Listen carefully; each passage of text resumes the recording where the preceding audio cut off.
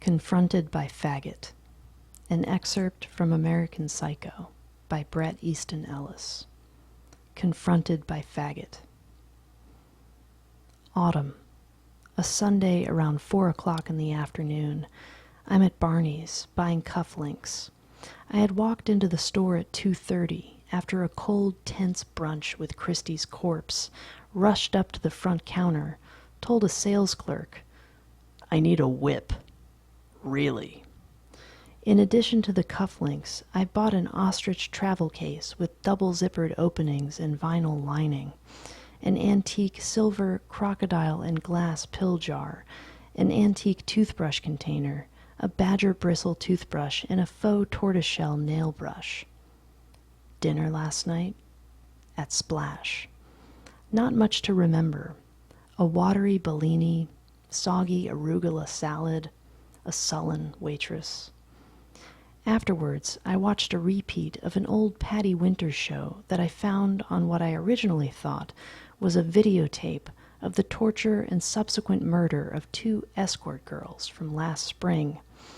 The topic was tips on how your pet can become a movie star. Right now, I'm in the middle of purchasing a belt, not for myself, as well as 3 $90 ties, 10 handkerchiefs, a $400 robe, and 2 pairs of Ralph Lauren pajamas, and I'm having it all mailed to my apartment, except for the handkerchiefs, which I'm having monogrammed, then sent to P&P. I've already made somewhat of a scene in the ladies' shoe department, and, embarrassingly, was chased out by a distressed salesperson. At first, it's only a sense of vague uneasiness, and I'm unsure of its cause.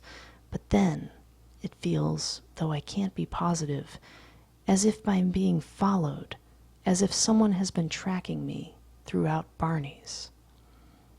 Lewis Carruthers is, I suppose, incognito. He's wearing some kind of jaguar print silk evening jacket, deerskin gloves, a felt hat, aviator sunglasses, and he's hiding behind a column, pretending to inspect a row of ties, and gracelessly he gives me a sidelong glance.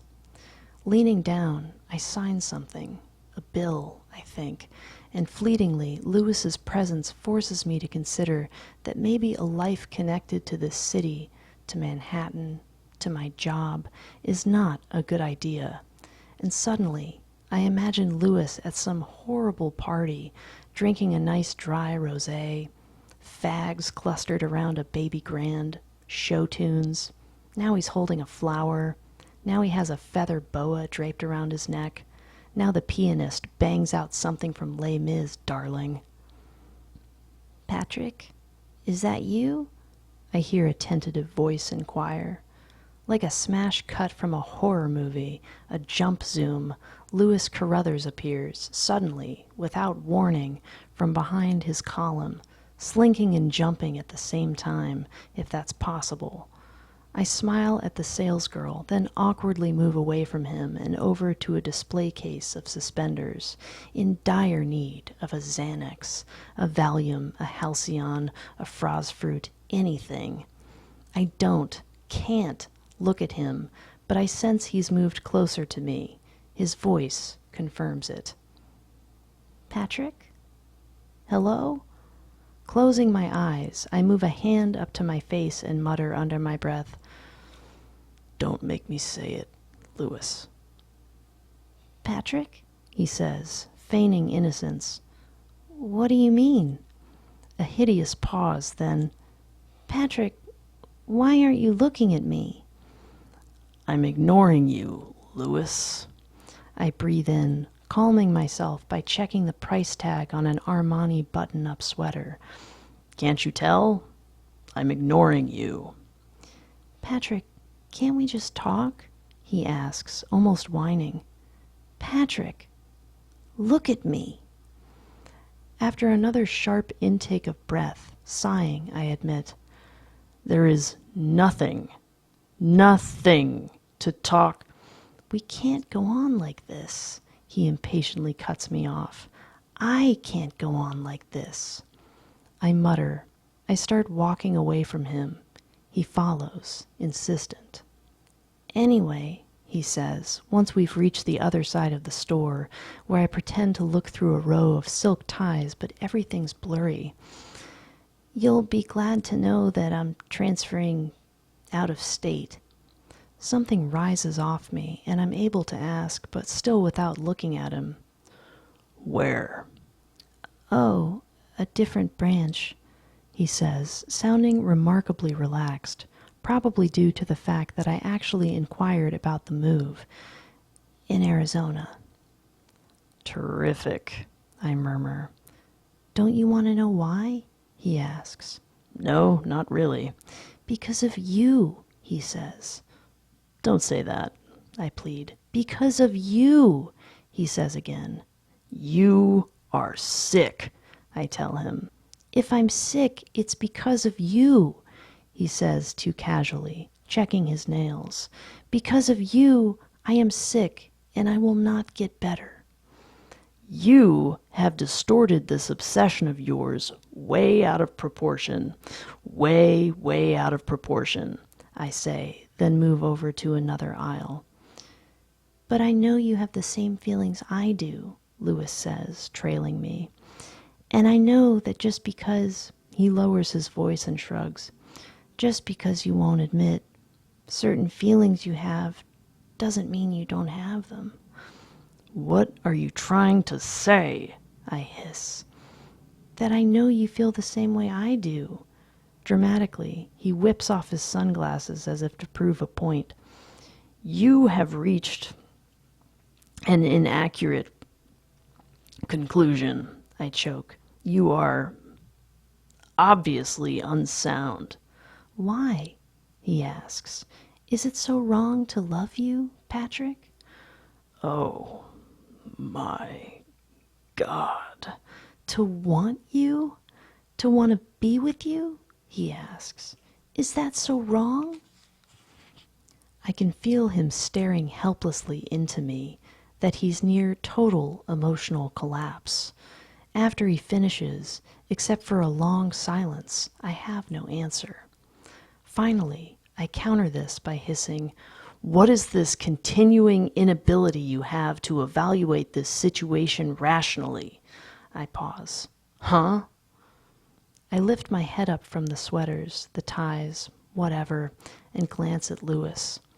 In that instant he smiles, relieved that I'm acknowledging his presence, but the smile soon becomes fractured, and in the dark inner recesses of his fag mind, he realizes something and starts crying.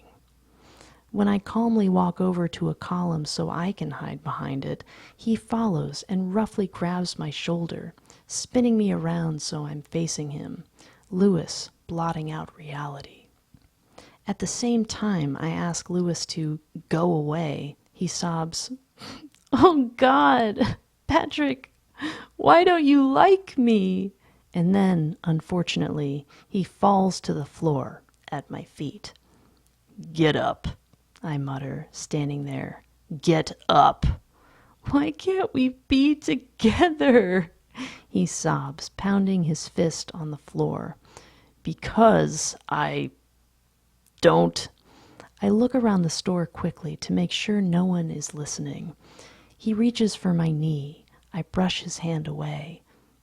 "Find you sexually attractive," I whisper loudly, staring down at him. "I can't believe I actually said that," I mumble to myself, to no one, and then shake my head, trying to clear it, things reaching a level of confusion that I'm incapable of registering.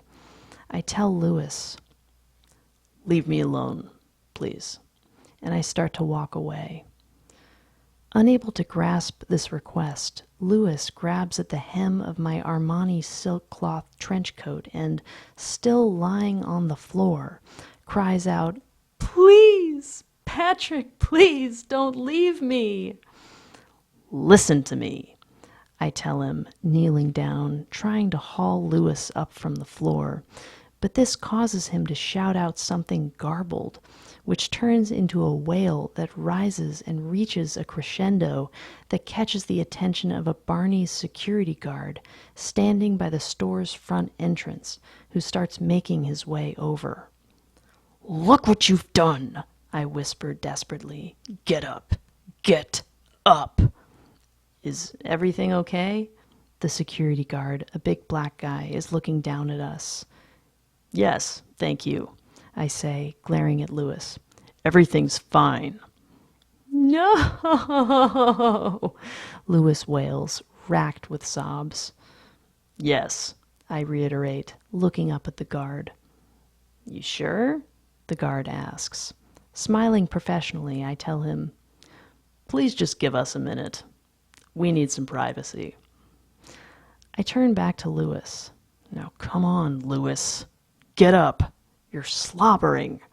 I look back up at the security guard and mouth, holding up a hand while nodding. "Just a minute, please." The security guard nods unsurely and moves hesitantly back to his post. Still kneeling, I grab Lewis by his heaving shoulders and calmly tell him, my voice lowered, as threatening as possible, as if speaking to a child about to be punished. "Listen to me, Lewis. If you do not stop crying, you fucking pathetic faggot, I am going to slit your fucking throat. Are you listening to me?" I slap him lightly on the face a couple of times. I can't be more emphatic. "Oh, just kill me," he wails, his eyes closed, nodding his head back and forth, retreating further into incoherence. Then he blubbers, "If I can't have you, I don't want to live. I want to die."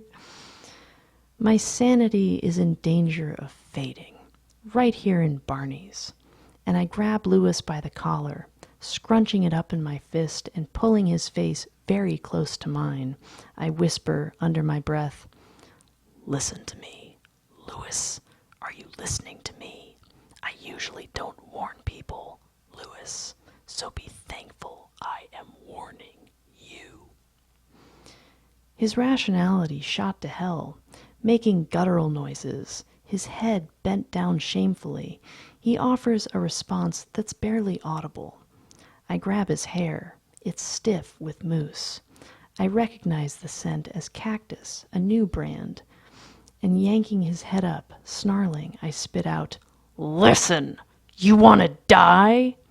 I'll do it, Lewis. I've done it before, and I will fucking gut you. Rip your fucking stomach open and cram your intestines down your fucking faggot throat until you choke on them." He's not listening. Still on my haunches, I just stare at him in disbelief. "Please, Patrick, please, listen to me. I've figured it all out. I'm quitting P&P. You can too, and we'll relocate to Arizona, and then..." "Shut up, Lewis." I shake him. "Oh my God, just shut up." I quickly stand, brushing myself off, and when I think his outburst has subsided and I'm able to walk away, Lewis grabs at my right ankle and tries to hang on as I'm leaving Barney's, and I end up dragging him along for 6 feet before I have to kick him in the face, while smiling helplessly at a couple who are browsing near the sock department. Lewis looks up at me, imploring, the beginnings of a small gash forming on his left cheek. The couple move away. "I love you," he miserably wails. "I love you." "I'm convinced, Lewis," I shout at him. "You've convinced me. Now get up." Luckily, a salesperson, alarmed by the scene Lewis has made, intervenes and helps him up. A few minutes later, after he's sufficiently calmed down, the two of us are standing just inside Barney's main entrance. He has a handkerchief in one hand. His eyes are shut tightly. A bruise slowly forms, swelling beneath his left eye. He seems composed. "Just, have the guts to face reality, I tell him. Anguished, he stares out the revolving doors at the warm falling rain and then, with a mournful sigh, turns to me. I'm looking at the rows, the endless rows of ties, then at the ceiling.